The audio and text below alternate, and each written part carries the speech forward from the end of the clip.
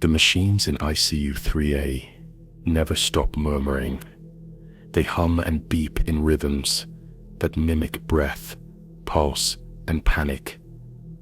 There's something sacred in the sound, something ancient, like hearing the ocean through a seashell. Only here the tide goes out more often than it comes in. The walls are washed in a permanent blue-gray haze, and the fluorescent lights flicker, not from neglect, but from knowing too much. It's the kind of room that doesn't let you leave unchanged.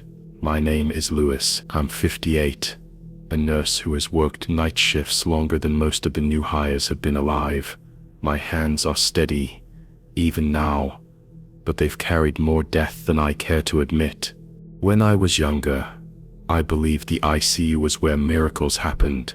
Now, I think it's where the world whispers goodbye, one beep at a time. I don't sleep much anymore. I hear phantom alarms when I close my eyes. I imagine codes in my dreams. But that's not what's breaking me. It's her. She comes when no one else is watching, always in the last moments. Never early, never late. I call her the woman at the foot of every bed. The first time I saw her, I assumed it was grief hallucination. It was after a long, awful night, when 3 patients coded and only one came back. I was checking vitals on a man with septic shock who just slipped into unconsciousness. When I turned to grab a saline flush, I saw her standing there at the foot of his bed, pale, motionless. Her hands folded neatly in front of her. Her face was soft, not young, not old, familiar, and yet completely wrong. She didn't look at me. She didn't move. She simply stood and stared at the patient. I blinked, shook my head, and looked again. Gone. It rattled me, but not enough to say anything. You learn early in this line of work not to trust everything you see at 3 a.m. on no sleep. But then it happened again, and again, always the same. Right before a rapid decline, her presence was like a countdown. One of the nurses called her Code Blue Mary as a joke, but I stopped laughing after the 5th time. On the 6th, I tried to talk to her. She was standing at the foot of a young woman's bed, severe head trauma from a car accident. No family had come yet. It was just me and her. I walked to the other side of the room, stood still, and whispered, "Who are you?" She didn't move, didn't flinch, but the lights dimmed just slightly, as if she breathed the air around her. The patient died 30 minutes later. The attending said it was sudden, but not unexpected.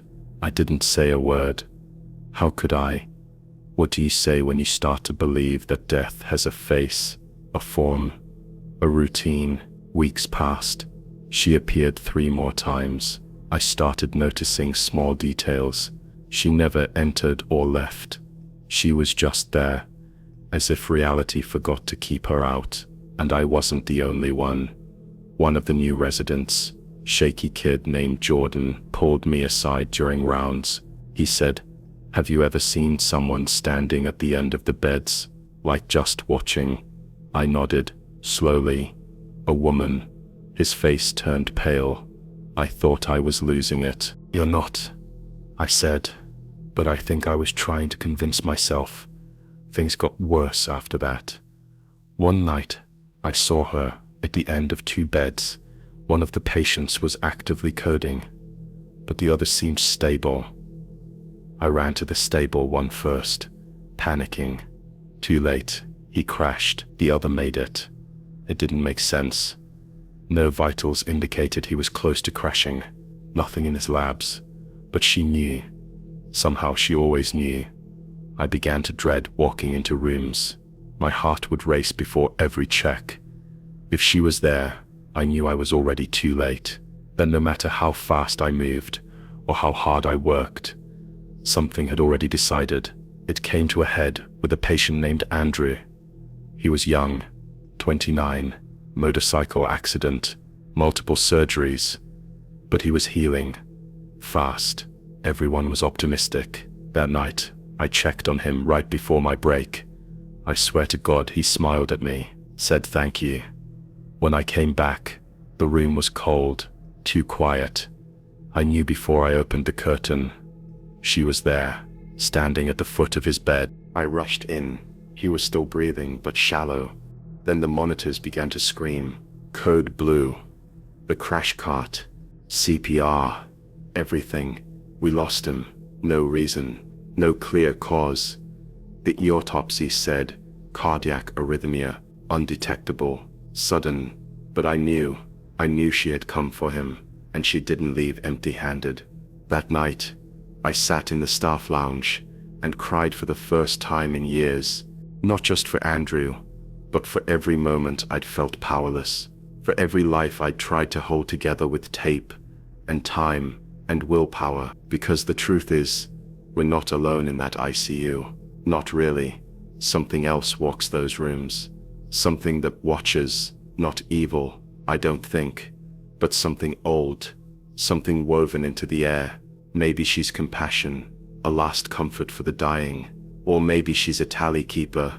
I don't know, but she never looks at me, never acknowledges my presence, only the patience.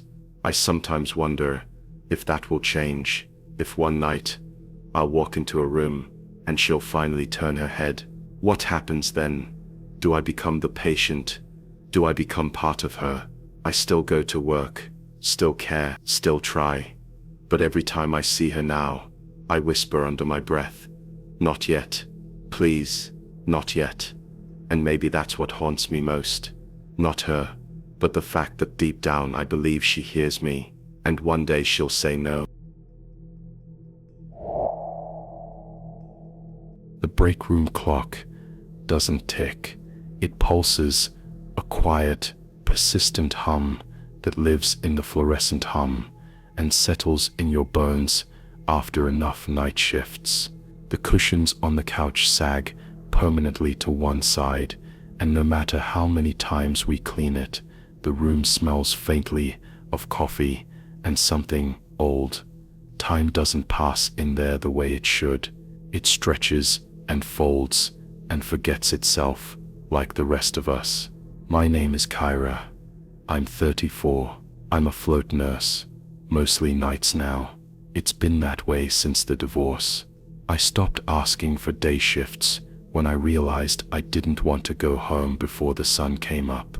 I prefer the nights anyway, quieter, easier to pretend.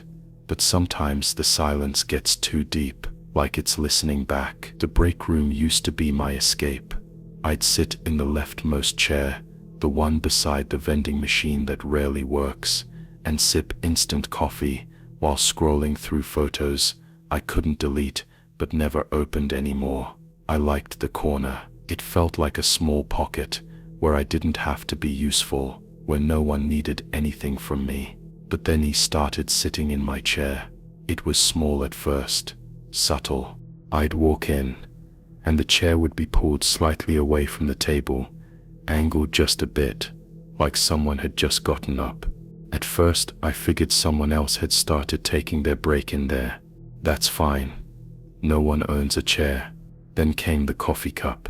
It was a plain styrofoam cup, same as we all use, but the lid had a green ring on the edge, a detail I didn't notice until the third time I found one sitting on the table, still warm.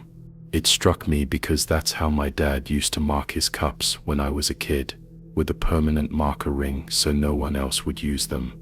My father died in this hospital, in this very wing, cardiac arrest in ICU 2B. I was on shift when it happened. Still, I told myself it was a coincidence. We see patterns where we need them. Then one night, after a rough double shift, I walked into the break room, just needing 5 minutes of silence. The chair was already pulled out. A cup sat steaming beside it, and the air was warm. I stood there, frozen, the way you do when your brain wants to run, but your body is still catching up. There was no one in the room, no other sounds but the distant beeping down the hall. Yet I felt it, an impression of presence, of someone who had just stood up. maybe watching me now, maybe not. I sat in the opposite chair. I didn't touch the cup, but I didn't throw it away either. That was the beginning of the dreams. They weren't nightmares. Not exactly. More like memories wrapped in static. I'd be sitting in the break room, and someone would be talking to me, but I couldn't turn my head to see who. I knew it was a man. The voice was soft, heavy with sadness. He'd say my name, ask about Mom, ask if I remembered the coffee shop we used to go to on Sundays, things my father used to say. I woke up crying more than once, and once I woke with the taste of bitter black coffee still in my mouth, even though I hadn't had any that night. I started avoiding the break room, took my moments of quiet in stairwells, supply closets, anywhere else. But the chair kept calling me back. I'd walk past and see it just slightly out of place. A fresh cup, sometimes. Once I swear the cup had a smudge of red lipstick on it. My mother always wore that color, and she died 6 months after my dad. In the same room. That's when I started to wonder, not if it was a ghost, that would have been easier, but if the room was remembering something, if the space itself had soaked in those moments of waiting, of grief, of long silences with lukewarm coffee and replayed them like a loop stuck on a scratch. Or maybe something was trying to reach me. One night, around 3 a.m., a patient in 2B started seizing. We stabilized him. No harm done.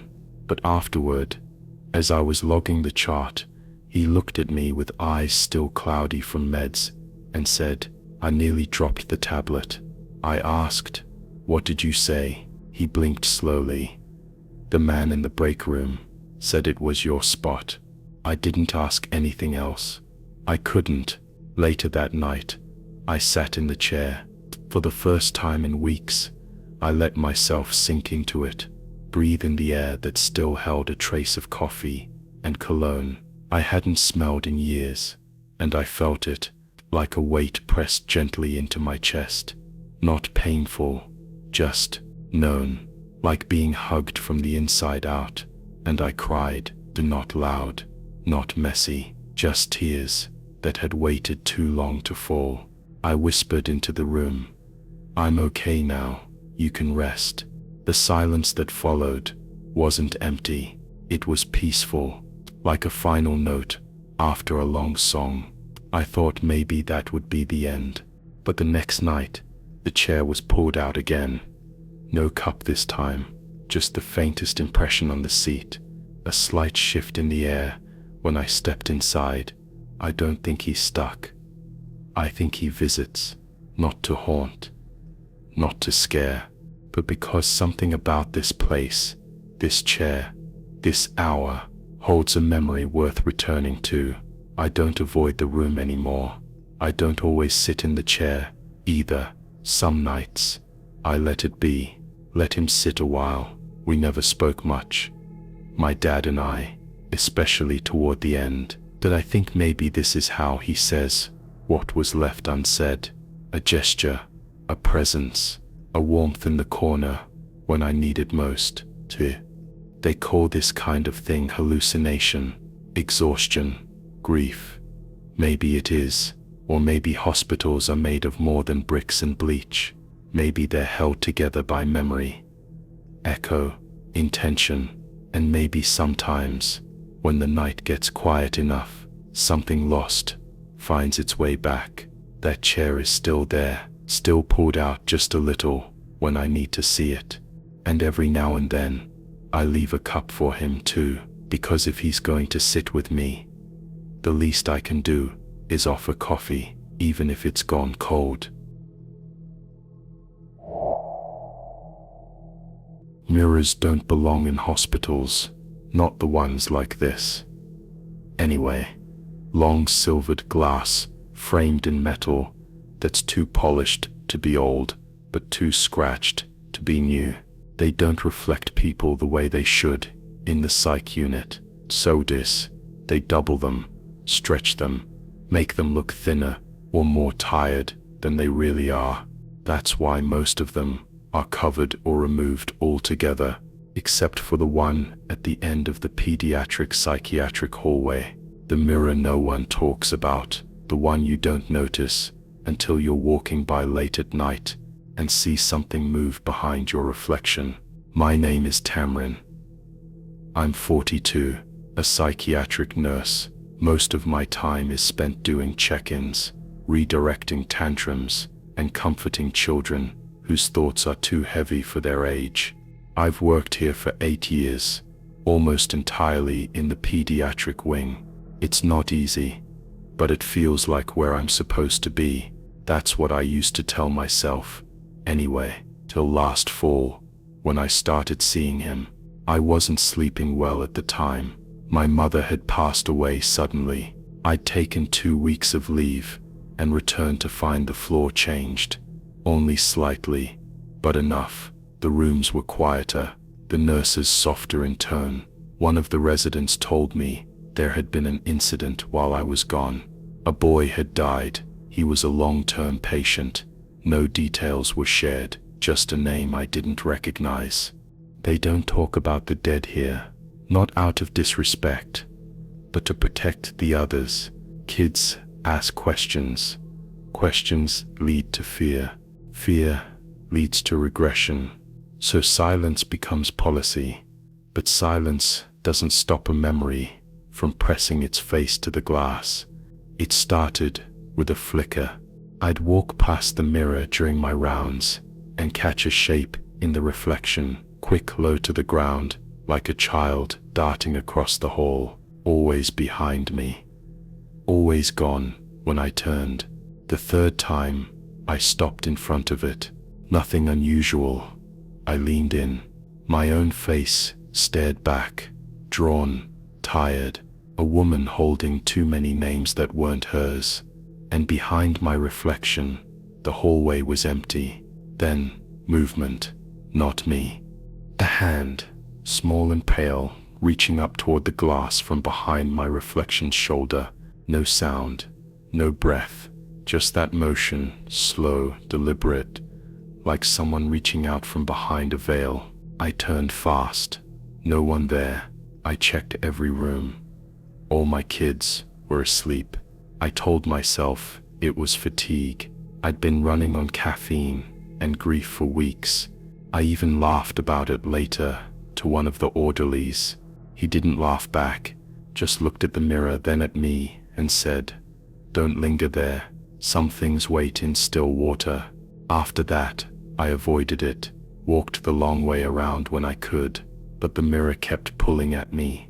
I'd catch glimpses of it when turning a corner, just the edge, just enough to see a shadow move where no shadow should be. Sometimes I heard footsteps behind me, light and fast, like a child playing chase. When I turned, nothing.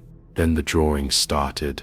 One of our girls, Mela, sweet but struggling with paranoia, handed me a crayon sketch one morning.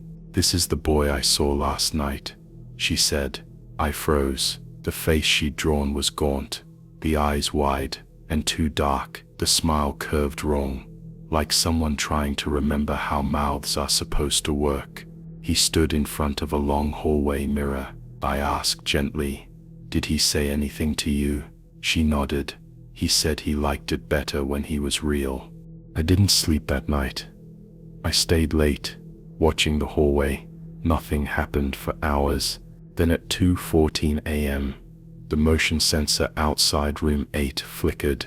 I stepped into the hallway. Empty. The mirror stood at the end, tall and cold, reflecting the dim blue light from the emergency exit sign.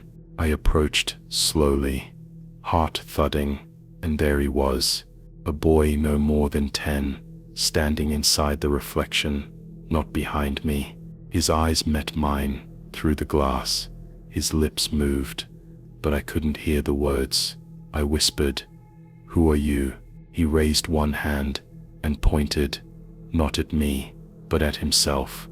Then he opened his mouth wide and began to scream, silent, unending, a scream that seemed to stretch the mirror itself. His face twisted, hands pressed flat to the inside of the glass. I stepped back, stumbling, and he vanished. The mirror showed only me again. I requested that the mirror be removed. The maintenance said it was welded into the wall, that removing it would require shutting down the wing for a full day. No one approved it. I began leaving sticky notes on the mirror, prayers, names, affirmations. They were always gone. The next day, not taken down, gone. No tape, no paper in the trash, just gone. One night I brought in a flashlight and shined it at an angle across the glass, and I saw fingerprints, tiny smudges, like hands pressed from the inside. That night, I dreamed of him. He stood in the corner of my room, silent, watching. When I woke, my bathroom mirror was fogged over, despite no shower, no steam, and written in the fog, Tamrin. I don't know his name. I've stopped asking. Some nights, I catch him watching through the mirror, even when the hall is full of people no one else seems to see. I've made peace with him. In a way, he doesn't try to hurt, doesn't move beyond the glass. He's just there, trapped. A child who died in a place that won't remember him, watching himself fade until the glass reflects only ghosts. I still walk past the mirror. I nod now when I see him, and sometimes he nods back. I think that's the saddest part, that even in death, he just wants someone to acknowledge he was here. I never saw him die. I don't know what led him here, but I carry his image in my mind, etched like frost on cold glass. Some nurses say it's a trauma echo, that places like this hold on to strong energy. But I know the truth. He's not just energy. He's a boy who was lost and never found. And now he waits in the mirror. For what? I don't know. But I'll keep looking back, just so he doesn't have to be alone. The sound of an IV drip is like water torture if you listen too long. Slow, relentless. A rhythm that ticks time down in fluid ounces. It echoes in your ears, even when you're off the floor, like it's stitched into the back of your mind. Some nurses say it's comforting. To me, it always sounded like waiting, like something was coming, and each drop was a step closer. My name is Clara. I'm 49, an ICU night nurse. I've worked here for almost 20 years. Most of it in critical care. I don't scare easily. I've seen people take their last breaths. I've heard final words whispered through tubes, but it wasn't any of those that stayed with me. It was the sound of something continuing after it should have stopped. Her name was Eloise, room 417. She'd been with us for 6 days after a code blue in her apartment. Hypoxia, multiple organ damage. By the time she arrived, her prognosis was not hopeful. She was DNR by day 2. Her son had signed the papers. She never woke up. I wasn't supposed to be assigned to her that night, but we were short-staffed, and I ended up covering both halves of the floor. The room was dim when I entered, only the overhead monitor casting a dull green glow on the walls. Her breathing was shallow. The IV line clicked beside her bed, a steady drip into a half-empty bag. I stood there longer than usual. Something about her face. It didn't look peaceful or strained, just suspended, like she was still waiting for something. I checked her vitals. BP low, O2 fluctuating. She didn't have long. Around 3:12 a.m., her heart monitor flatlined. No alarm. It had been set to silent. Per the order, I walked in, checked for a pulse. None. I wrote the time. 3:14 a.m. called it in. Notified her son. Then I stood there, alone in the room, letting the silence settle, except it wasn't silent. The IV bag was still dripping. Click, click, click. That happens. I told myself. Gravity-fed systems can take a moment to stop. I clamped the line and stepped out. 30 minutes later, I came back to prep the body for transport. The IV clamp had been undone, and it was still dripping. I froze, not just because it had resumed, but because the bag, nearly empty when she died, was now half full. I checked the tube for leaks. Nothing. I looked at the floor. The sheets, dry. The fluid had come from nowhere. I replaced the bag, disposed of the old one, reset the clamp. Then I noticed her eyes. Open, wide, not glazed or slack, like most of the deceased I've seen, but focused, aimed squarely at the ceiling, like she'd seen something just before it happened. I closed them, murmured an apology, and finished my work. She was transported by 5 a.m. The room stayed empty for 3 days. On the 4th, a new patient, Mr. Jensen, was admitted post-surgery. He didn't last the night. Cardiac arrest. The 3rd death in room 417 that month. Each time, the same report. EB clamp undone. Bag partially refilled. Eyes open. I told myself it was coincidence, faulty equipment, user error, but I knew better. I started looking through past records, pulled every death that occurred in 417 over the last 2 years. 17. The number should have been 6 or 7. Given our averages, I requested maintenance inspect the IV setup in the room. They found nothing. I asked if the walls had once housed a supply line or port, some hidden valve. They said no, it had always been a standard room. I started asking older staff. One CNA, who transferred to another unit, said simply, "That room doesn't like to let go." I asked what she meant. She wouldn't say more, just that she used to double check that her patients were really gone before she left, that something in there clings. After that, I began hearing the drip when I passed the room, even when it was empty. Once, I went in just to prove to myself it was nothing. The IV pole stood beside an untouched bed, the bag half full, no line connected, and yet the slow, deliberate drip into the tubing chamber ticked on. I backed out, shut the door, and stood in the hallway until my hands stopped shaking. 1 week later, they assigned a young woman to 417, post-op, minor surgery, healthy, no complications. She coded within 8 hours. The IV was dripping. I submitted a request to have the room decommissioned, moved to storage, rewired, demolished, if needed.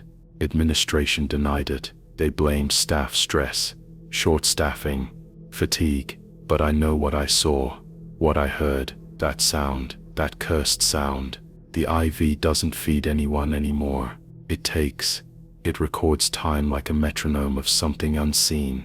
Then when it drips, someone's on their way out, not because they're already dying, but because something wants them to.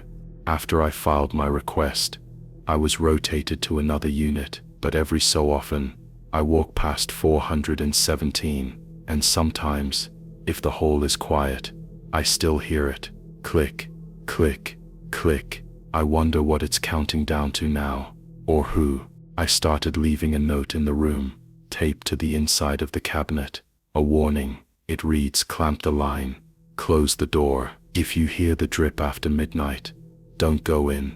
They'll remove it eventually, but someone will read it before then. Maybe it'll buy them time."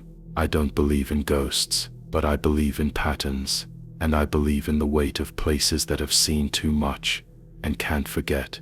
Whatever lingers in room 417, it isn't a memory, it's a rhythm, and it's always waiting for someone to match its beat.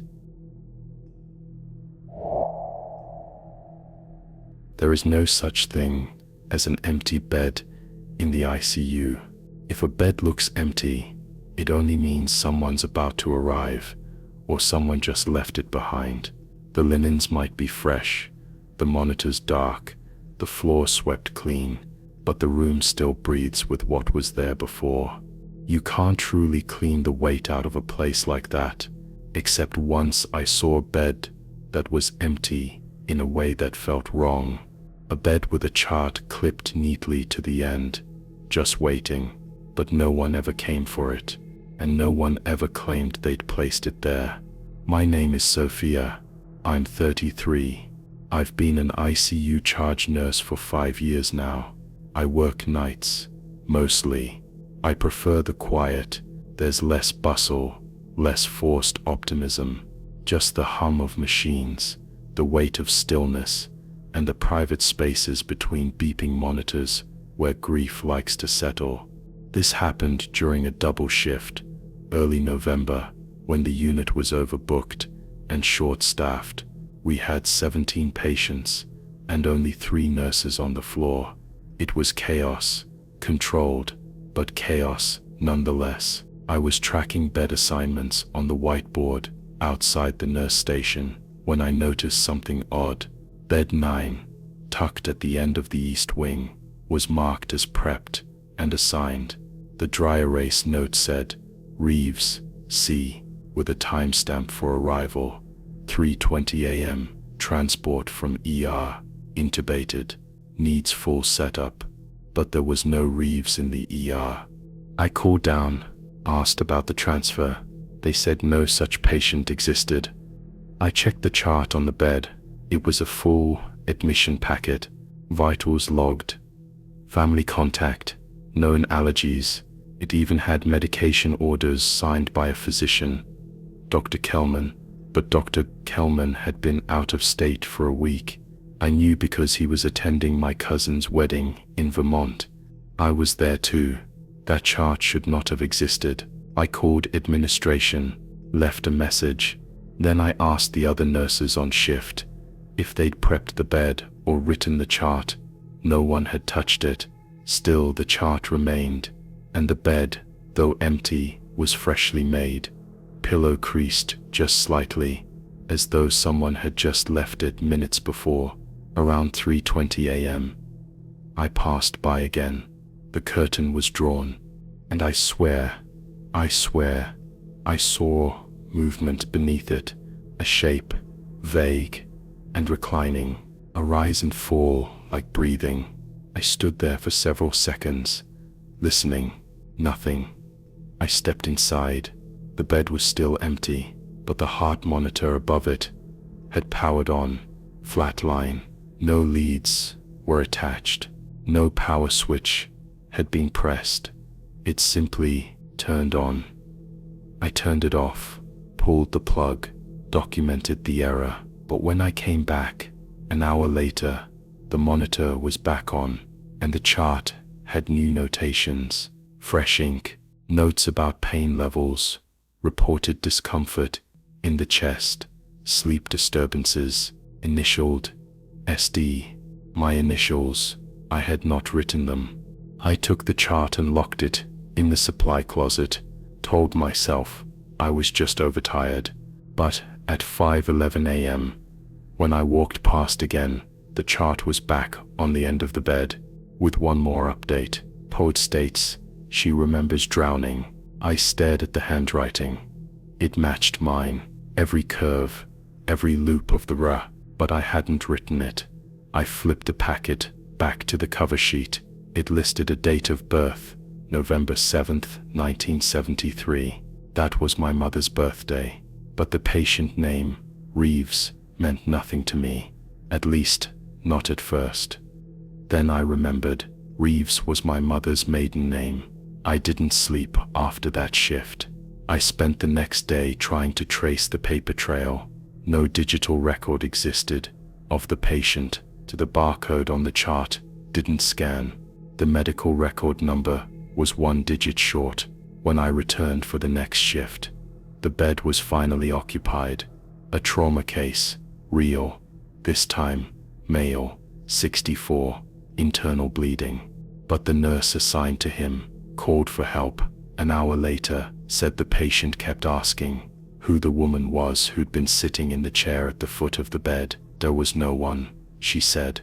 He kept pointing to the empty space and saying she was waiting for me. She told me it wasn't time yet. He died at 4:02 a.m. The monitor flatlined. The curtain blew inward without a breeze. I didn't say anything. I just looked at the foot of the bed. No one was there, but the pillow was creased again. The bed wasn't empty anymore. It was expectant. I asked the tech to remove the chart packet I'd locked away earlier. She opened the cabinet, found it exactly where I'd left it, except it was blank. Every page, just empty white paper, stained faintly with the outline of old ink, as if the words had been erased by time itself. I tried to forget it, told myself I'd hallucinated the whole thing, stress, grief, lack of sleep. But last week, I walked by bed 9 again. It was empty, except for a new chart. No name, no date of birth, just one line, written in my handwriting. She is still waiting. I didn't touch it. I just backed out, closed the curtain, and whispered an apology. Sometimes I wonder if that bed was meant for me, if the chart was a kind of invitation or premonition, a warning dressed in familiar names. Hospitals are supposed to hold the dying, to not anticipate them, but bed 9 does.